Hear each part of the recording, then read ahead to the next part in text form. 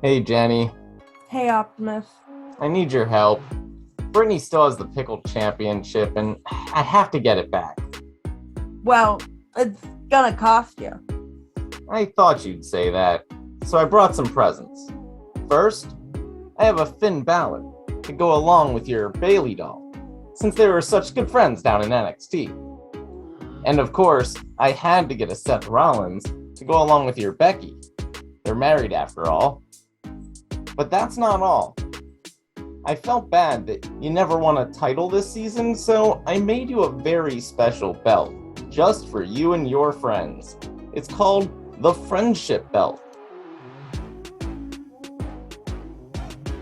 I think I can help you out. Go down to the basement. I'll take care of the rest.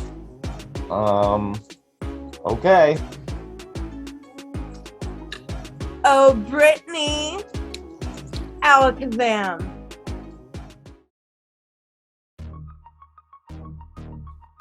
What the heck am I doing here in Optimus's basement? Oh, might as well soak this up while I'm here.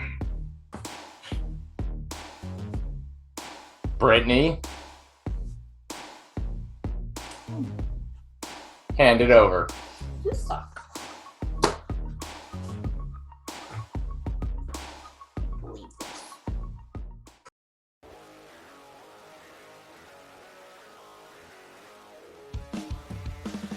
Hey there YouTube, Wrestling Optimus here, and I'm happy to report that the Pickle Championship has successfully been returned.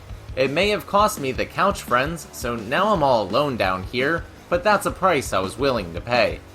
Anyway, it's Wednesday night, and you know what that means. Time for AEW Winter is Coming, one of the last shows on TNT before the big move.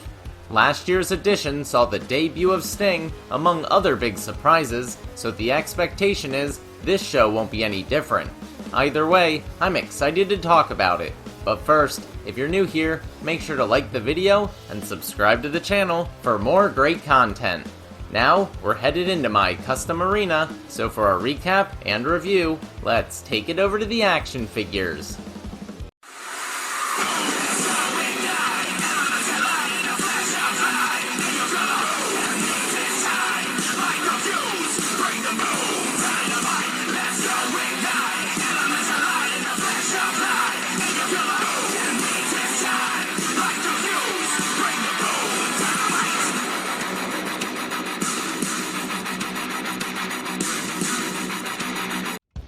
After Bryan Danielson spent weeks destroying and in some cases injuring members of the Dark Order, Adam Page has seen enough. So Dynamite opens with the much anticipated match between Hangman and the American Dragon for the AEW World Title.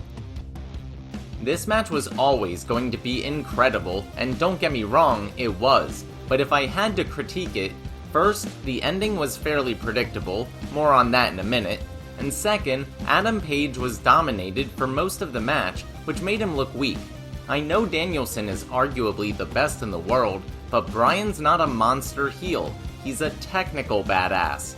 Any world champion, especially one with the size advantage, should at least be able to hold their own in that respect better than Page did here. After Hangman gets busted open, Danielson taunts him by doing jumping jacks during a commercial break. Then, he zeroes in on Page's right shoulder, smashing it into the ring post and working it over with targeted submissions. This temporarily eliminates the buckshot lariat, but Hangman counters by attacking Danielson's legs in order to neutralize his kicks. Eventually, Page starts to gain the advantage by nailing a deadeye on the apron, but can't get Bryan into the ring. Later on, he hits another deadeye and goes for a pin, but somehow Danielson kicks out. As I alluded to earlier, nobody believed this would go to a clean finish. However, they telegraphed the specific ending once the timekeeper started making announcements. It was going to be a draw, we just didn't know how they'd get there. With only a few minutes left, Danielson reverses a buckshot lariat into a label lock, but Hangman escapes. The Cowboy stuns Bryan with a clothesline, then finally nails the buckshot. But just as he goes for the cover, time runs out. If I didn't see it coming, I'd be more disappointed in this ending. But actually, I kinda like it. And since time limit draws are canon in AEW, it doesn't feel out of place. The Super Clique and Bobby Fish challenge best friends to an 8-man tag team match on Rampage. Then the Bucks threaten to super kick Trent's mom and end her career? What the fuck? Meanwhile, Adam Cole, baby, promises to unveil a special Christmas present on Dynamite next week. Wardlow squashes Matt Sydal with 3 consecutive power bombs. Afterwards, Shawn Spears chastises him for taking things too far, then viciously beats Sydal himself with a chair.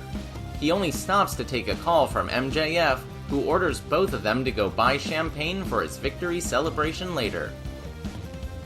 In a video package, Ty Conti challenges Penelope Ford to a submission match on Rampage. That should be decent given Ty's legit martial arts background.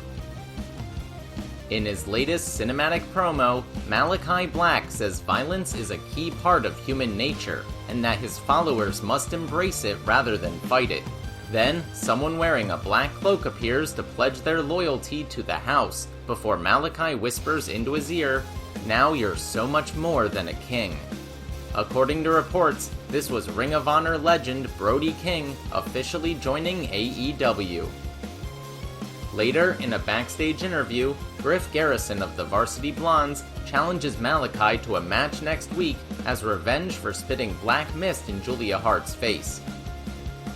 The heated rivalry between Hikaru Shida and Serena Deeb concludes with the final meeting in their historic trilogy.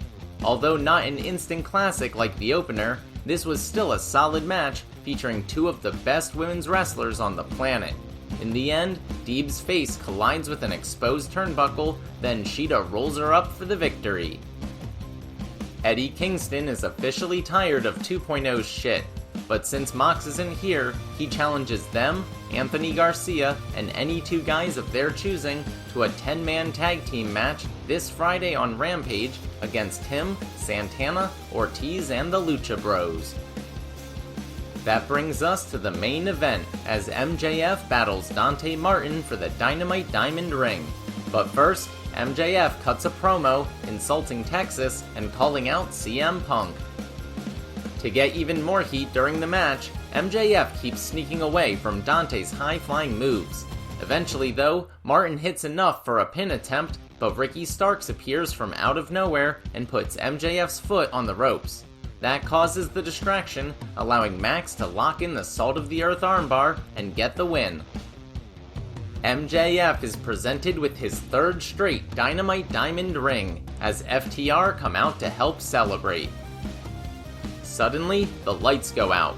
When they come back on, Sting and Darby Allin are standing there, but they can't overcome the numbers advantage and the heels stand tall.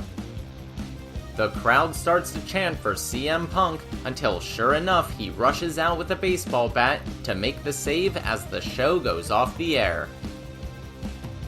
Don't get me wrong, this was a really good show, especially if you appreciate great in-ring action, but if I'm being honest, I prefer character and storyline development. And unfortunately, when you take up the entire first hour with a match, no matter how epic it was, that leaves very little room for everything else.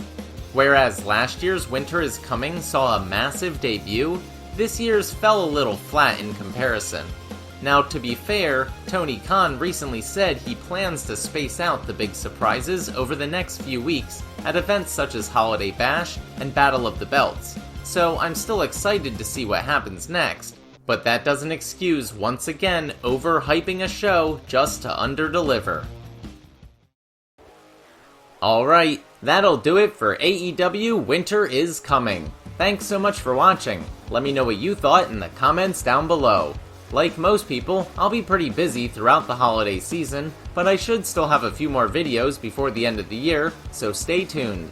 If you enjoyed this video, make sure to do all that normal YouTube stuff. Smash the like button, share with any wrestling or action figure fans you may know, subscribe to the channel, and spread the word. You can also talk to me over on Twitter at WrestlingOptimus, or see all my best figure photography over on Instagram at WrestlingOptimus. If you haven't seen my first ever action figure news video, you can check that out right here. But until next time, I've been Wrestling Optimus, and I'll catch you later.